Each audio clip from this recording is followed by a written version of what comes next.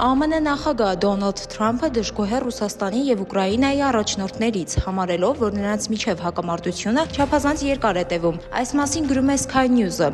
Մահացել է հավերժ Բեթմեն ֆիլմի Բեթմենի դերակատարը 65 տարեկանում։ Մահվան պատճառը եղել է թոքաբորբը։ Վերջին տարիներին դերասանը պայքարում էր նաև քաղցկեղի դեմ։ Այս մասին գրում է AP News-ը։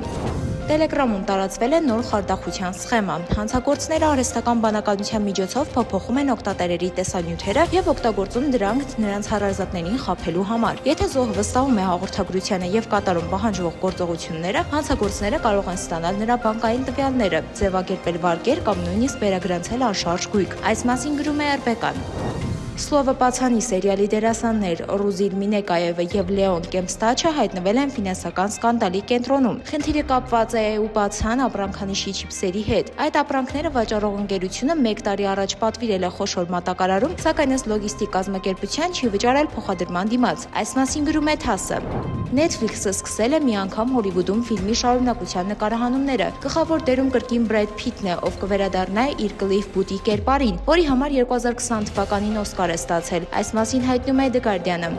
ԱՄՆ նախագահ Դոնալդ Թրամփը հայտարարել է վերջին 100 տարվա մեջ ամենակոշտ մաքսատուրքերի մասին, որոնք զգալի ազդեցություն կունենան համաշխարհային տնտեսության վրա։ Նա այս օրը անվանել է ազատագրման օր։ Դոնալդ Թրամփը հայտարարել է, որ ԱՄՆ-ն նոր 10% մաքսատուրք կսահմանի բոլոր ներմուծվող ապրանքների վրա, այդ կերպ բարձրացնելով մաքսատուրքերը այն երկրների վրա, որոնցից ԱՄՆ-ն ներմուծում է ապրանքներ։ Այս մասին հայտնում է Reuters-ը։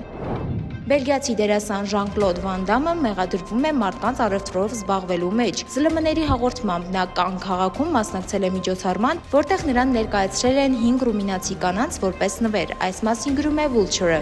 BMW-ն ցանկանում է բացել նոր դարաշրջան ավտոմոբիլային արդյունաբերության մեջ, օգտագործելով չինական արհեստական բանականությունը իր ավտոմոբիլներում։ 2026 թվականից սկսած բոլոր BMW ավտոմոբիլները, որոնք կվաճառվեն Չինաստանում, կաշխատեն Alibaba ընկերության կողմից մշակված արհեստական բանականության միջոցով։ Այս մասին գրում է Euronews-ը։